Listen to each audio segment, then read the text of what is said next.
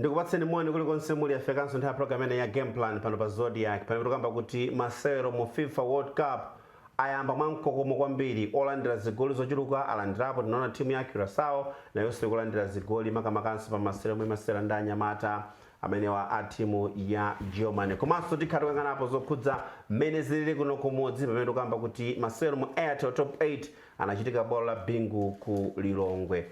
Bullets kulephera ndi Ekaya pamene Blue Eagles kulephera ndi timu ya Civil United. Pamene FDH Bank waishosha ikubwereranso sabata imene pamene matimu akhale akukumana kulimbirana 3 points mu mpikisano amene wa FDH Bank Premiership. Ina ndi Dickson Chivwati Gondo poso chotapa ndalanda mwiti nawo programu ya lero ya game plan.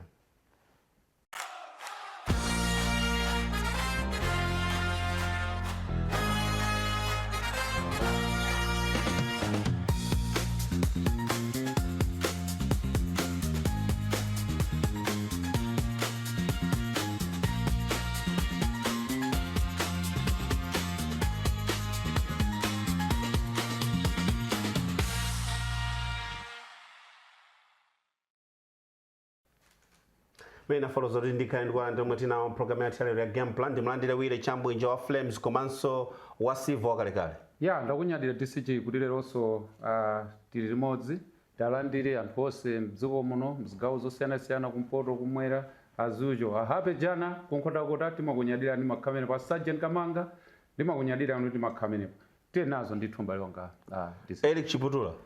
Yankhani ndi zimenezo mafotokozapo mitu yankhani zimene tikambirane. I think kwabwino kuti tikhale nawo limodzi amene akutionera. Chapena meno ndameti na programu ya lero ya game plan pamene tikamba kuti tikuyamba ndi nkhani yokhudza Airtel Top 8 kunali masewero pa bwalo la Bingu ku Lilongwe. Masewero amenewa kunaliso kuyang'ana kuti ndani amene afike mu ndime ya semi-final. Anyamata a Bullets kulepherana ndi Ekaya 1-1 masewero achiwiri koma masewero oyamba anali pakati pa timu ya anyamata amenewa a Blue Eagles ndi Civil United. Mina photos up motani 0-0 at the end of it all. Airtel Top 8 mene zakhalira sabata apitayi. Ya amene anabwera pa Bingu Stadium anaonera game yabwino.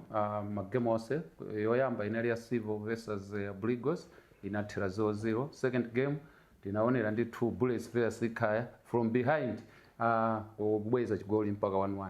Yeah, I think inali game imene inali mbali zonse chifukwa tinaona Bullets inabwera first half with a passion kuti aigonjetse Ekaya. Koma I think consistency, I think zinazavuta endurance inazavuta second half. Tinazaona sipano Ekaya inazabweramo nkupeza kuti yabweza chigoli. Mwatha zonse ndimanena kuti mbuyomo ndimapanga ma reference mbuyomo Bullets imatika tsogolo. Tiyambire pa Civil po. Yeah, tiyambe yes. Yeah, tiyambe pa Civil. Civil ikuchokera kosachita bwino after malosi atatu. Chitipa anakaluzaso magame angapo. Anabweraso mu cup game imene against Blue Eagles. Blue Eagles ukati one sense panopo ndi timu imene ikuoneka kuti performance yawo yasintha kwambiri chifukwa choti nsakakuona wapanga assemble timu yabwino ma old players ndi ma new players. Ndokaonanso Civil ndi timu imene tinayinenerera pakati pakuti ndi timu imene yapanga assemble players from youth koma yangomenya magame ochepa kenako osachita bwino.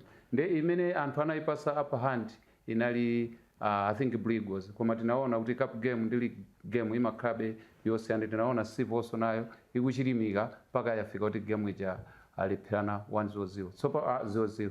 Nde apapa sipone kanchiro sipone yamakocha awiri ansakakuona ndi amagawa kuti sopano return match imene ipangike pa 12 July kuti zikhazotani chifukwa panopo inali ngati home ground ya anzathu a Blue Eagles panopo sipano Civil akayipeza pa Civil. Koma tikaona mbiri ya Civil ndi Blue Eagles last season magame onse Civil inapeza chipambano koma panopo ndi timu yosinthika Blue Eagles. That's why prediction yanga ndinanena kuti ikhabe game yovuta although kuti Civil performance yake sindali yabwino. Anyway mu magame ma cup games amakha tempo yosiyana ndi mwina ndi mali games. Ndikanena ya Bullets ndi asanabwere Eric. Ndikanena ya Bullets ndinanena kale kuti Bullets ndi pange reference mwina amene imapangira kale mbuyomo ikatsogola kuti muipeze zimakhazo zosiyana. Nde panopo kocha kuti wada amene wabwerayo ali ndi wada wadada yeah. Ali ndi homework yoti agwire chifukwa ndikuti ndikaonesesa nthawi zonse ndikumanena zomwezo kuti pali ntchito yoti agwire kwambiri kocha abwere chifukwa ma players amene wapeza amene anali a Gilbert Chirwa, ena anapeza anali Peter Mponda, ndi iyeyo wangobwera ndiye kuti apange brand ma players ndi ntchito. That's why ndinani naso program yapitayi kuti akhalabe ndi patience, komabe next game imene akamenya akapeza anyamataja pa Mpira House imene ili home ground ya Ekhaya Mpira Stadium.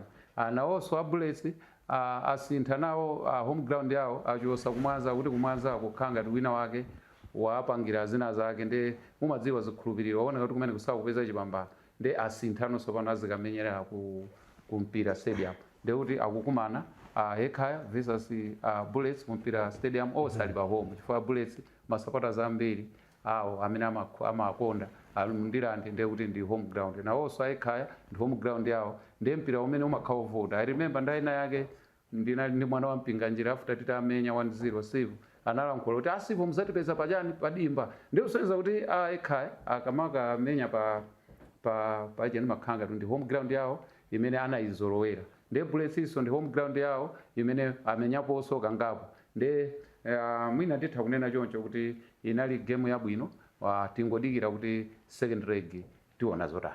Eric, mwina nkhani yokhudza masera amene wakambapo zingapo wire za Airtel Top 8 Blue Eagles Silver komanso Bullets Ekhaya FC. Mwina kuyamba ndi masewero a Silver ndi Blue Eagles anali masewero amene zimene anthu amayembekeza ndi zimene zimachitika pa ground zinali zosiyana. Anali masewero amene mwina kwaona matimu onsewa ndi matimu oti ndachiyamba kale mwina masewero a mpira wa miyendo kuno ku Malawi, komanso being Malaivos ndi anthu onena kuti ali mu city imodzi ndi amulilongwe muno, so anthu ankayembekeza kuti ndi game yoti ilibe pressure kwenikweni, ndi kuti akaonera mpira wabwino, koma zimene zinaoneka pa ground zinali zosiyana. Mpira osamaoneka bwinobwino kuti pamaoneka chani pa ground kuchitika ndi chani, mpira yongomenya zopanda cholinga, ndipo sizinali zodabwitsa kuti mpira umene uja unathera 0-0. Mwina kapena kuti osewera zinawavuta kuti apange adapt mwina malo kuti azolowerepo, mwina amabwera mwapo ndi apo kudzasewera pa Bingu National Stadium. Tikaona Sivo sinthawi zambiri zimene tayiona ikusewera pa Bingu, tikaona Blue Eagles iso nayonso ndi kuti mwina ndi nthawi zomwezi zoti mwina afika semi-final. So mwina chinthu chimene chocho komanso pokhala ku game I think zimayenda mwina m'mitu mwawo kuti tichite bwino, koma mpira wake sunali osangalatsa kwenikweni, even kuti mukusankha play of the match ndi play imene inalipoyo inali yoti mwina anthu machita ofunsana kuti anatani ino iyeyo kuti mumpatsa award imeneyi. So zinafika pacha ponena kuti anthu kumatuluka mu stadium muja kupita umakacheza kunja chifukwa cha mwina play imene ili pa Bingu National Stadium, koma chifukwa chonena kuti mwina macup games mmayembekeza result, chimene mmango yang'ana ndi result, chifukwa chake mwina matimu ambiri nkhani zomwezi zoti kuwerengana tactical approach, chifukwa mmadziwa kuti mukangoluza ndi kuti zanu zada. So imene ija inali first half, ndi chifukwa chake mwina ka pressure kamakhanga tikakulirapo. Inenso prediction yanga game ija ndinayika pa draw koma ndinayika pa 1-1, game inathera 0-0. Koma bwera masewero achiwiri I think ndi amene anaoneka kuti pali competition yeniyeni pakati pa timu ya Bullets ndi Ekhaya. Ndi masewero amene first 10 minutes tinayiona Ekhaya itasewera bwino kwambiri. Ekhaya inapeza ti machasses ena ake first 10 minutes inayamba bwino, kenaka after 10 minutes ija Bullets took over, inapanga dominate, inapeza machasses ochuluka ndithu Bullets, koma nokungosiyana kunena kuti Bullets first half ija inapeza machasses ambiri than Ekhaya, koma sinakwanitse kumenyera magolo ija timati shot on target. Machasses anapeza George Jaomba uja I think wina anali Kajoke 1-on-1 ndi goalkeeper ose anamenyera pambali, pamene Ekhaya inapeza machasses ochepa first half koma inamenyera kawiri pa goal, ndi kumene kunali kusiyana kwa matimu awiri mu first half. Koma tadza mwina chimene chimachitika first half chinacho kuti Bullets dominance yawo inali ngati Ekhaya inabwera ndi kamtima kena kake kuti imapereka ulemu kuti Bullets ndi timu yayikulu, so nthawi ina ake mapanga zinthu moopa mu chigawo choyamba chichi. Pamene Bullets inazaoneka ngati kuti ikufuna kuchinya chigoli cha msanga kwambiri mutati muone ndi mmene Solo anamenyetsera ekhala inali mu formation yawo ya nthawi zonse mamenya 4-3-3 formation yawo tsiku limeneli. Pamene Bullets inasintha formation yawo imamenya 3-5-2. So pa 3-5-2 inamenyetsanso player amene ndi wachilendo. I think game yoyamba yomenya Super League anamenya pa Civil. Kenaka sitinamuoneso pakati ponse pamati Prince Chiumi anachotsa ku reserve kwawo kumpiritsa kuti timu yayikulu. Kenaka tinadzamuonanso atayamba masewero awawa ndi timu yayikhaya anali masewero akulu. So yeye ndi left back koma anamenyetsa mu defense ya anthu atatu. Kusonyeza kuti panali mwinaso zina zimene amayenera kumuuza ngati osewera kuti tsiku la lero tikusintha position kapena kuti kasewere chifukwa mukamenya 3-5-2 ndekuti atatu aja amakhala kuti ndi ma center back onse aja. So he played well mu first half. Itachinya Bullets kungoyamba kwa second half ndi pamene zinthu kwasokonekera kwayi kunayikonena kuti mu line up yawo ija first half ija timu yawo imamenyetsa mawing back anali mawinga natural wingers. Chifukwa chotena kuti inatenga Clever Kalambo kumuyika kumanzere amamenya ngati wing back. Kwinaku amamenyetsa Podo amene so ndi winga koma amamenya ngati wing back. So I think ekhala ina adzazindikira kuti timu ya Bullets ili ndi anthu ena ake amene akumenya ngati mawing back koma sakubwerera kwambiri. Anali Kalambo mbali yakecha samabwerera kwambiri mwina ifwa choti anazolowera kumenya ngati winga. Ndiye kuti mwana uja amakhala kuti ali ndi ntchito yayikulu nowanda kanthawi kenaka kana adzatenga yellow card. Ekhala itazindikira zimene zija inapanga zinthu ziwiri. Inasintha light winger wawo inabweretsa Chimwemwe Chunga ku light kuja because anadziwa kuti energy ya mwanayo 1 yachepa wathamanga kale first half yonse. 2 ndi mwana onena kuti nzeru zake mpira awo ndiye kuti akuphunzirabe ngati iyi ndi game kaya ndi yachiwiri ngati isali yachitatu kumenya mu mpikisano waukulu komanso being quarter final ndiye kuti amayenera kuti mwanayo sikuti nzeru zake zingachitofanana ndi osewera amene amenya kwambiri. So anamuyikira Chimwemwe Chunga mwanayo wasewera kale maminitsi ambiri komanso ali ndi yellow card. China chachiwiri anapanga overload mbali yake ichi. So kumabwera anthu awiri wina anali light back amene amakhala kwambiri ngati wingaso wa timu yayikhaya ndi amakhala ngati kuti 2 against 1 iyo ndi wachichepere akukhuthukira kumbaliko koma iyeyo akumenya ngati mmodzi mwa ma center back atatu. So chimene chinakhala ngati kuti no chamba kwawatsa pressure ya Bullets. Mutati muone mpira uja chigoli chimene ikhaya inabweza mpira unachokera komweko. Chimwemwe Chunga anauswitcha kuchoka ku light kuja kudumpitsa defense kukampeza left winger wawo amene anadza kubweza akati ndi kugoletsa kuti game iche ikhale 1-1. Mwina Bullets chimene kanachita itangochinya imayenera kusintha ndi kubwerera ku formation yawo ya nthawi zonse 4-3-3 formation. Chifukwa chonena kuti mwina ikanatha kumchetetsera ntchito mwana uja kapena kunzulamo kumene chifukwa inali ndi Chilipa pa bench. So akanakhala kuti abwerera ku 4-3-3 kubweretsa light back wina amene anabweretsera Morgan kumanja kubweretsa kandi Chilipa kandi mwanayo mauja uko ndicho linga chonena kuti patsale ma center back awiri ndi ma defender ambali ma full back awiri. I think zikanatha kuwathandiza kuchepetsa pressure imene inalipo.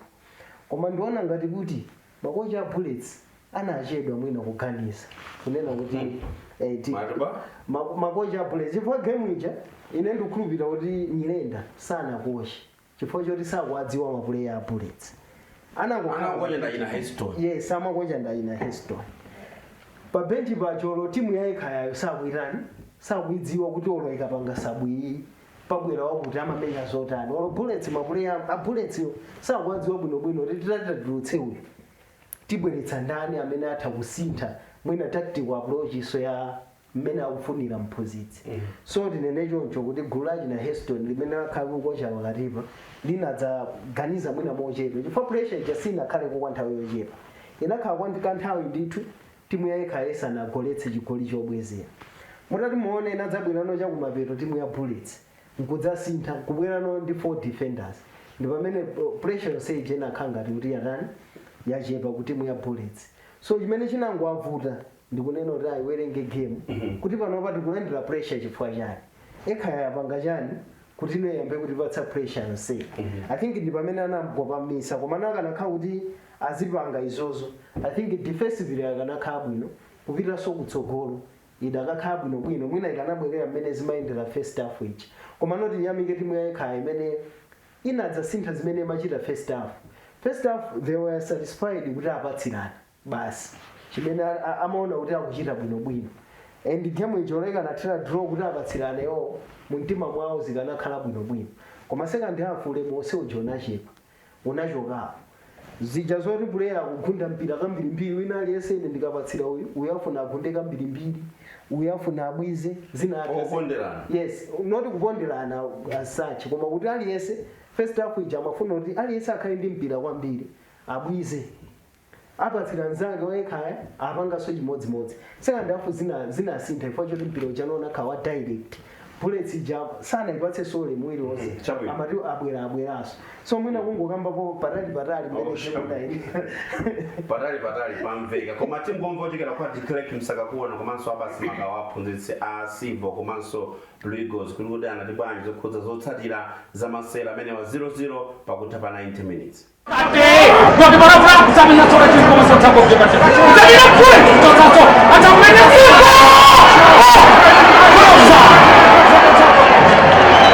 Masolo vuta masema ama half away I think first half inali ya Silver inamenya bwino kwambiri sana basi jigoli ofuna pasi na saba na bandi hapa we missed by Manchester ndiye na timu beta kazi goli na uti close ones kwa besi na tero mpeza matoteo za rozo uti matopo pesa jigoli jodi mebesi maje mkezera jodi mati jigoli osagola so zinachitika first half second half I think inali half yatu inamenya bwino kwambiri atita center hapo tuza misa muhone maso yenu kujob for Madas Nyirenda ndi kipi singana list zambizi na center hapo kwa babu mesa basi jigoli sipasa na bwera mabe kutawa game tarepiana 0-0 apapa aliyense alinazotaka akamenye game ya mphamvu ya chiwiri chifukwa game yapa 0-0 alilodali sakalimbikiri kuti apite ndime ina so ngati Brugos taonapo zingapo sola kuyo zoti zikonze before that game ndizola kwambiri iyi ndi cup game magazola kuti tipeza chigoli tipite pesa golo game ngati omweyi anali pambiri mbele ifai ma pressure ifai ma kwa otherwise mabula amene amatinya zigoli amene bulu kwambiri kuti ma Brugos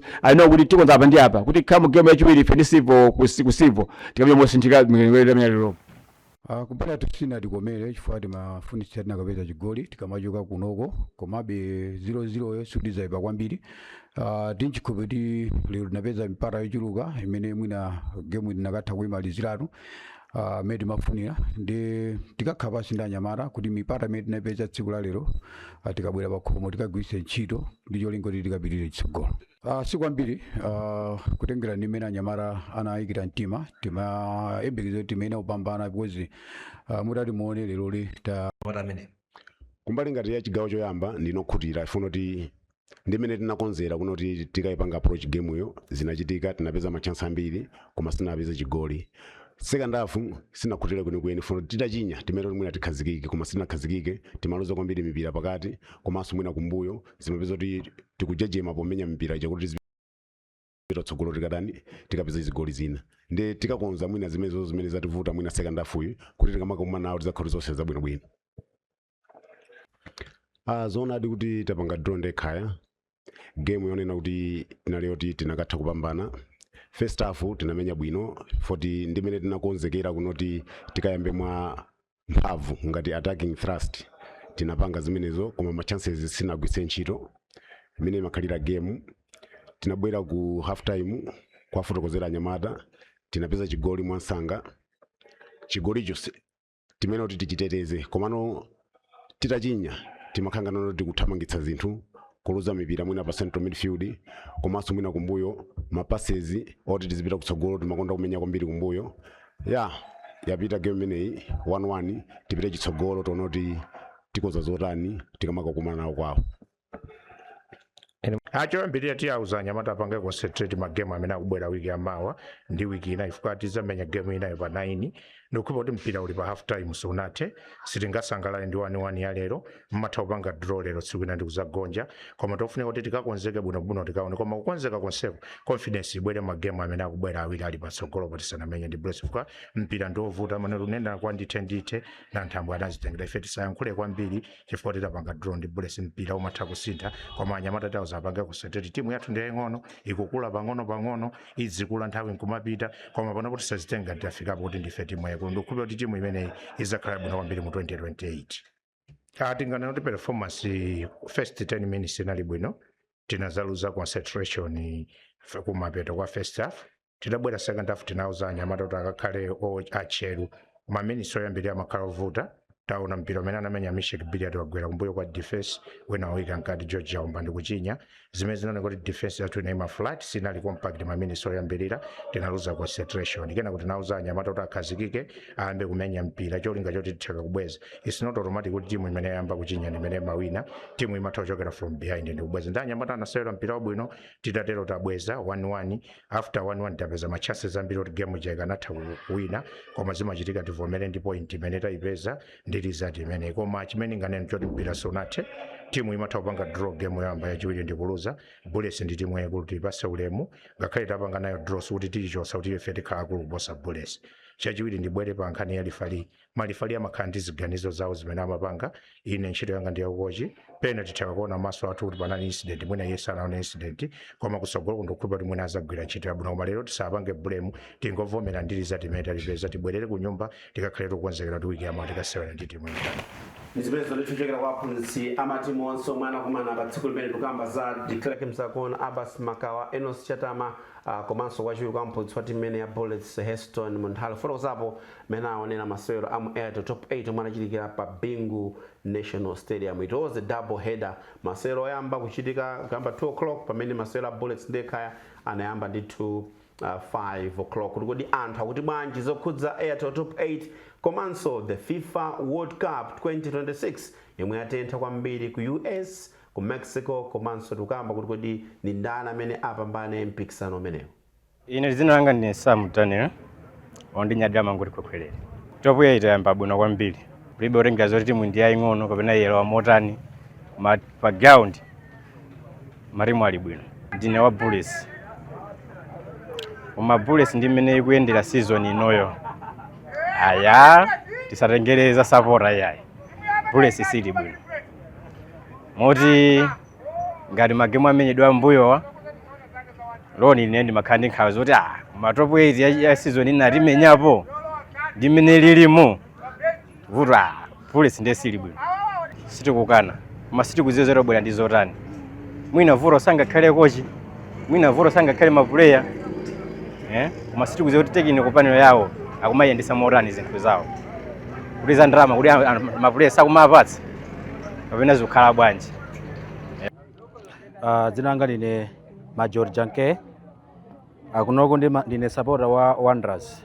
Yamba bwino kwambiri fund zimene sotemembekeza ifinga ta Wanderers chifukwa chinthu chija tichitenganso ndifeyo timoti ndikhofe kuti ana awa basi uletsana koma chinthu chindi chathu kale. Ine ndi Austin Gaisi ndi masupporter Silver Strikers mabanka akona town masewero aja nali konko ine nali odandaula chifukwa tinamisa kwambiri tinaphonya kwambiri oti pena umatha kuona uno kuti apapa chophweka kwambiri nkuchinyako koma anthu amasankha kuti azivutitse kuti asachinye malomoti achinye zigolizo 7 zikadapitirira tinaphonya ndithu tivomereze second leg amene anyamata tuwadziwira ife mabanka kalonga simativuta kwenikweni kwawo yayi ifeyo apapata oloka kale chingwangana second round yoti semifinals tikumana ndi ndani. Ine ndi masupporter wa Wanderers ndomwe mpira omwe wayambira Airtel Top 8 yamba ndi mphamvu kwambiri palibe timu imene ikonsonyeza kuti munthu unganeneletu zatsogolo kuti itenga ndi yakuti chimwe chisangatsira ndi chiti ndi chimene chocho timu ile ingofuna timu ile yonse idzilimbikire pa yokha panepo singaneneletu kuti yatha chiro ilipo china chonse mu mpira chimatha kuchitika tingathoka menya chigoli chachiwirichi katakamenya ni mpira oti ifeyo tinamenya kale mpira umatha kusintha pa ground zezi manga bwena zwanza tusinga zidziwe mwapeza kumenyedwa zigoli zija nkuonjezedwanso nkwina zimene zibe kuzunika kuti ungofunika timu ineli yonse ilimbikire singapekera kuti itenga ndiyakuti tingathe kunama magame onse World Cup ayamba bwino zikungofunikiranso chimbiko chokha basi. Ine dzina langa ndi Mishek Saidi. Ropo ya ititu imene jayo yamba bwino imene tikuionera Wanderers itenga basi eri zango kuiona pai ndimene bweya timu ija ineyo ndi paibenso kusintha maganizo ndomwe akapambalanga khali ndi omweyo tifayo kuti tikaiona timu yathu kuyambira kumbuyo pakati kutsogolo paamba pande kuli bwino kwambiri fande womadutsa Wanderers kuti akachinye amene ndi kuti adzokozekera bwinobwino ndithu kwambiri fati imwe jende ili bullet kwambiri siona ndithu bwana zimene zozo sikutanthauza kuti timu yathu sili bwino takumana ndi timu ngati bullets nokha ndimene ili bullets mukuidziwa imeja timu ija inango ligwera kapena kuti zongo chayirira muone mmene kumanira ndi timu yena ingopanga madraw koma kuti idakhaza kuti imenya ngati ndimene imenya ndi kuti idakacha pa zigoli zambiri ndithu. Okay, ineyo ndi kuti ndikaona mmene kuyendera timu yanga ya Wanderers ndizapho kwambiri mpira ulipo londono ndipo matimu athamanga ndithu kwambiri. Ine dzina langa ndi Ben Kola ndine supporter wa Mighty Wanderers top 8 yayamba bwino ndisaname koma palibe tinataki monga ine ngaliso munthu ndimaonanso kuyambira mene inayambira ka 2017 ka 20 chani minutes pamakhabedi zinthu zinataki timene iwo ngati marketing manager amasokoneza ndimaona choncho amafuna matimu akuluakulu azikhalabe mkati ndeti ziganizo tina timene timachitika mu game mucha ndimationa kuti sitimakhala toyenelera 2026 World Cup ili bwino kwambiri ndisaname chifukwa chonena kuti ambiri mmene amayembekezera si zimene zikuchitika pano pazi final yonse amangoona kuti timu yonse yaku Africa kakumana ndi timu ina yake yabwino ndeti zikavuta koma tikumaona ndithu katimu kena kake maiko ena ake ngati mene nalile yadzulo ija chani Cape Verde ndi Spain si zimene anthu amayembekezera anthu amangoyembekezera ngati 8-1 11-0 koma nawonso anayesetsa ndi goalkeeping iso inali bwino defense ndi mpirabe onena kuti ukulisangalatsa ife monga mafirika ndisaname ifwa be timangoti kuti ngokwaniritsa kupita koma tili ndi hope mwina be next time chinthu chidzabwera kunoko ku Africa ndithu mwinanso kudzakhala ku Malawi konkuno kuti ya Malawi tachitenga ifwa maiko ena aja mmene ndikuonera performance ndi mmene imamenyera Flames imamenya bwino koma timango ziganizo zoyipanga kuti ikhale kuti ili bwino zimene zimangovuta koma player tili nawo. World Cup yamba bwino ndimene timembekeza monga ngati newo bwezi titakwera neba South Africa koma nokha mudziwa kuti ku Africa kuno tonse ndife kumudwa ndi zimene akupanga tsankho limene akupanga ku South Africa zoti tonse ndife akuda koma zimene akutipanga akhangana kuti khangariwo ndi ya continent ina ndi ifeyo anayitanso bwinonso kuimenyanso South Africa adakipasa 7-0 zinachepa zigoli zicho. Zina langa ndine Christopher Kajanga ndi masapota Wanderers kuno ku Malawi.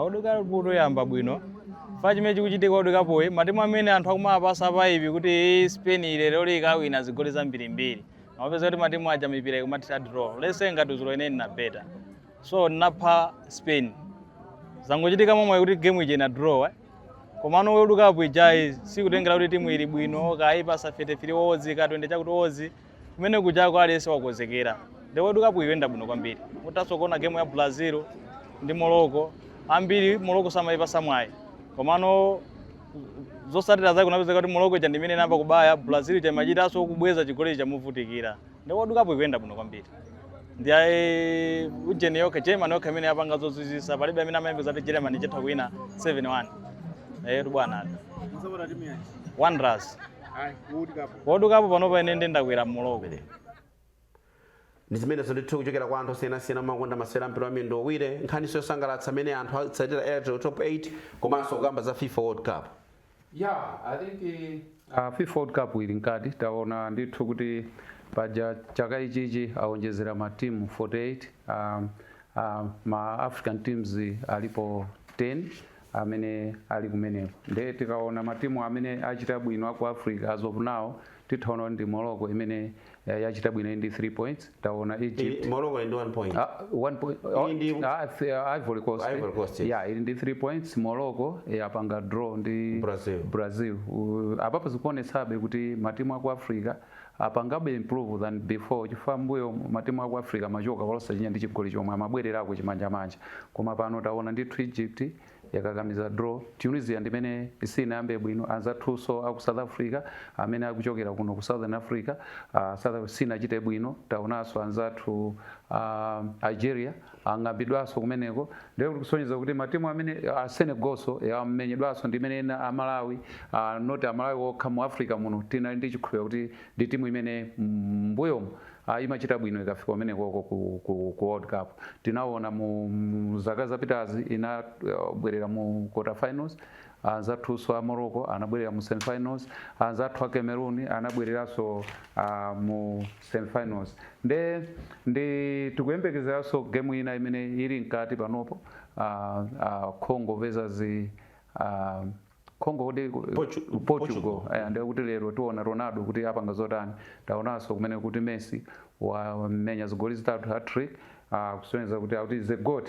Komabe ndi cup imene ambiri ang'amba matiketi kwambiri. Ang'amba matiketi chifukwa taona matimu amene ali ndi mayina ngati Spain kupanga draw ndi Cape Verde. Tiyayamikira Cape Verde ndi timu imene yangopanga qualify kumene kuyamba koma ukapeza kuti kakumana ndi Spain kupanga draw. Ndi chinthu chosangalatsa kwambiri mainly kwa anzathu a Cape Verde. Tikafufuzazo Cape Verde ndi kadziko kamene kali ndi anthu ochepa kwambiri. Kachirumba ka Island koma kakupanga produce ma results even iso ku AFCON chaka ndi chaka kamapanga. Koma ifeyo tili ndi anthu almost 22 million koma we are failing even kutenga even kosafa even chani tikukanika koma anzathuwa akuchita bwino. Ndete tikuona kuti Morocco yapanga draw ndi Brazil, Cape Verde 0-0 ndi Spain, Egypt draw with Belgium, Cote d'Ivoire 3 points imene yatenga with Ecuador. Ndetaonanso Senegal imene sinachite bwino against France 3-1 zimene I think panali kachibwana pena pake kumboyo achina kurubana pangakala zibwana pakati pache nde experience kulibale maana ngati kuti pace so I think mwinaso age ndi zimene komabe apart from the age zobwanji goalkeeper wa Cape Verde 40 years koma wakhala koma no goalkeeping in defending ndizo komanso tukapita ma players achina Messi wali ndi zaka zingati achina Ronaldo ali ndi zaka zingati 38 Ronaldo 41 years ndepena paketi samangonamizira age chifukwa nthawi zina it depends ndi iweyo kuti udi kuzisunga bwanji kodi mungamenyeso mpira yeah we are talking ndemo yambaso kuti butsaso nde tikuonera legend yabwino FIFA World Cup yabwino tikaona pa history likuona kuti Nigeria 1984 inafika round of 16 Algeria so 2014 inafika so round of 16 kwa 3-0 koma panopo Tunisia Algeria ndi matimu amene akumapanga qualify World Cup koma kumakhala ma whipped boys chifukwa tikaona Tunisia panopo athamangisa coach game yoyambirira imene komanso utaona siku acho chanaza kochapo Zambia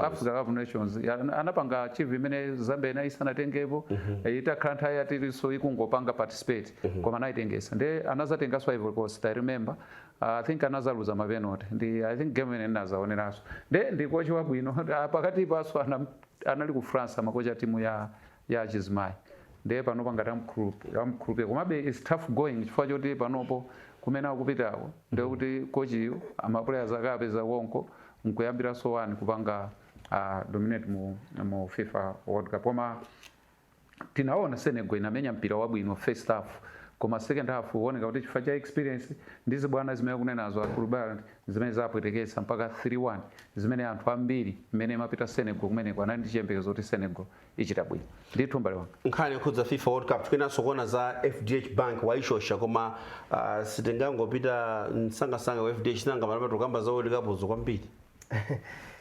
okay mwina kukambapo za World Cup kwambiri tikuyang'ana matimu akuno ku Africa mene akuchitira I think timu ya South Africa kuti inagonja masewero aja sikuti nzachilendo sikutinso ndikungodana nayo kuti ili nzitopotopo zake ati mukayichemereraso mpanga muyika mulanda ntchito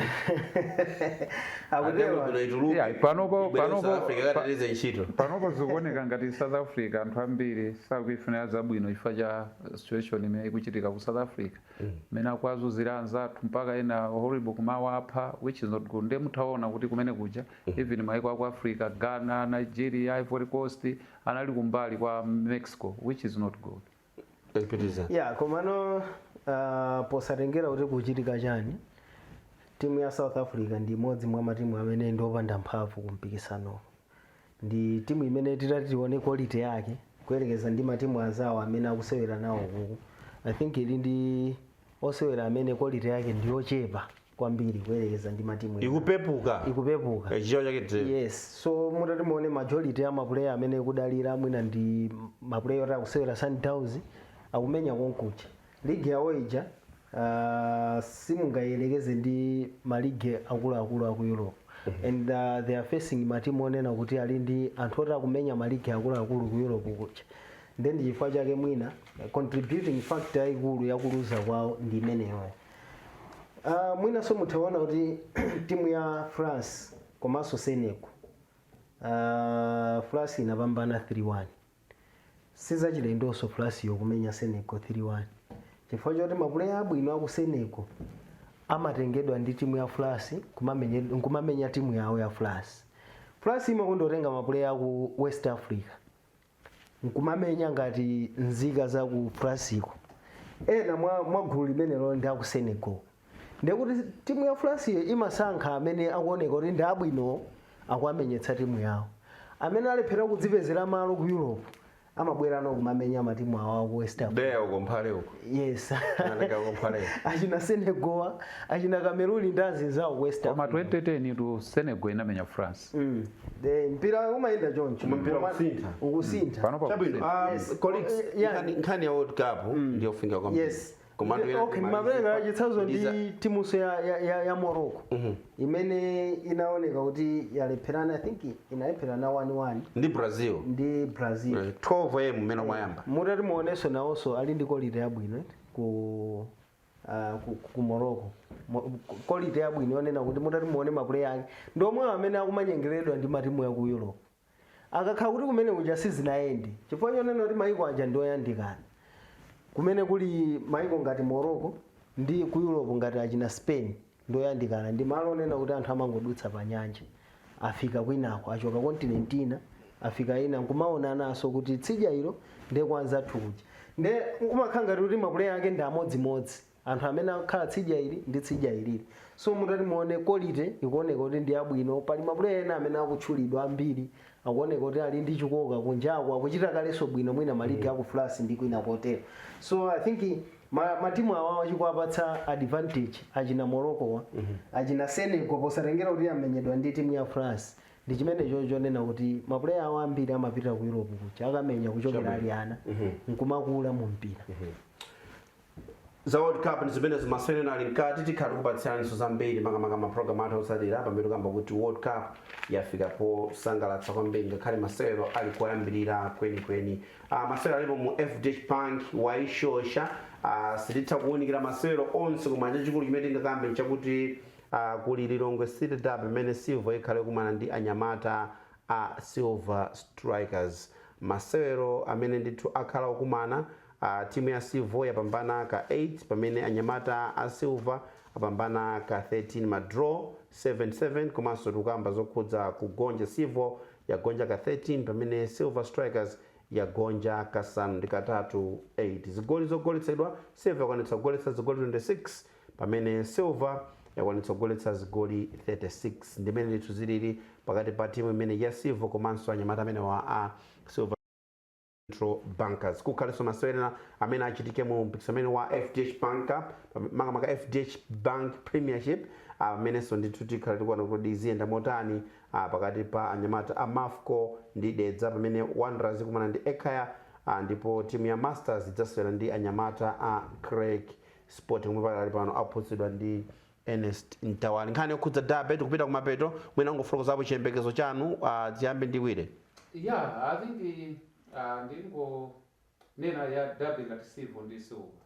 Panopo ndimasiyanisabe mwina dabe ya mbuyo mu Silver ndi Silver imakhala dabe yovuta kwambiri. Koma panopo ndimaona ngati kuti dabe yake inapepuka kwambiri chifukwa chimene ndikunena kuti inapepuka imakhala ngati tsopano dabe ndi ya one sided. Koma mbuyo mu I think simadziwika kuti akawine ndani. Ndi ukaona statistics imene mwalemba apa ikuonetsa apa ikuoneka kuti Silver ndi Silver 2011 utakuona kuti yapanga dominate kwambiri ndi Silver Strikers kusonyeza kuti dabe yake imakhala yovuta. Zikusiyana mwina dabe imene inaliliso ya Bullets ndi Wanderers mbuyo imakhala dabe jayoti you can't predict kuti akawine ndi ndani. Koma ndi zinthu zoti ikhala dabe according ndi imenenso adzukire a Silver. Yeah, tinaona kuti last season magame onse anapanga dominate nda Silver Strikers.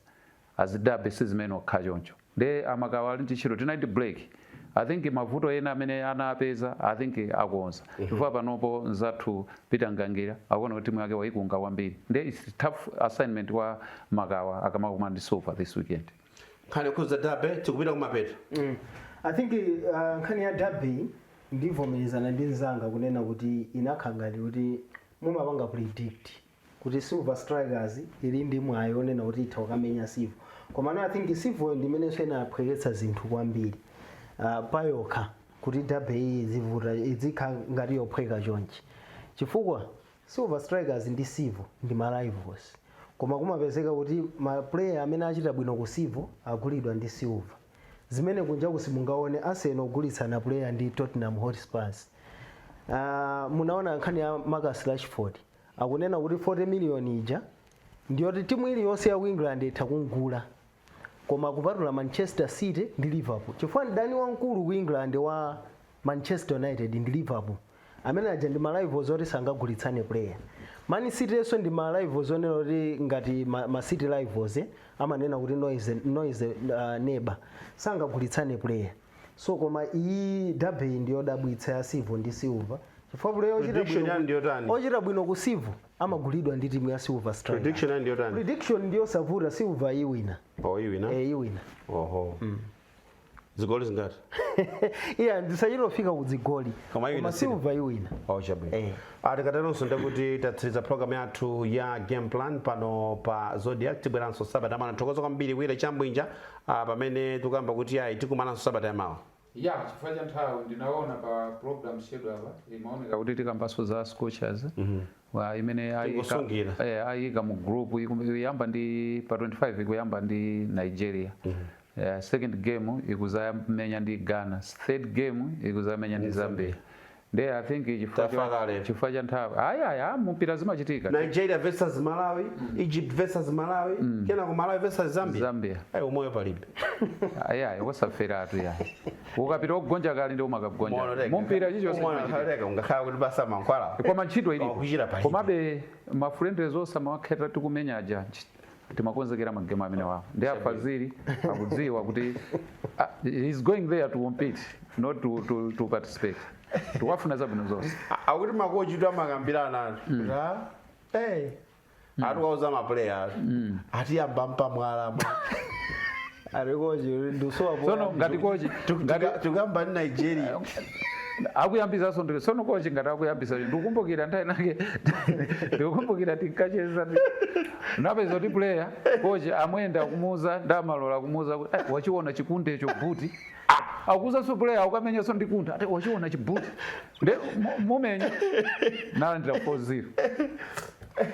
Chabwino tikatero so tatsiriza program ndathokoza kwambiri wire komanso tizambira vele baba Sabata yamawa koma tinali nkhani zambiri makamba zokhudza FDH Bank komanso tikamba zokhudza Airtel Top 8 osewala sonkhani yokhudza mmene zili ndi timu ya Scorchers zambiri zaonekera na Sabata yamawa kamba timu imene ikupita ku mpikisano cha WAFCON.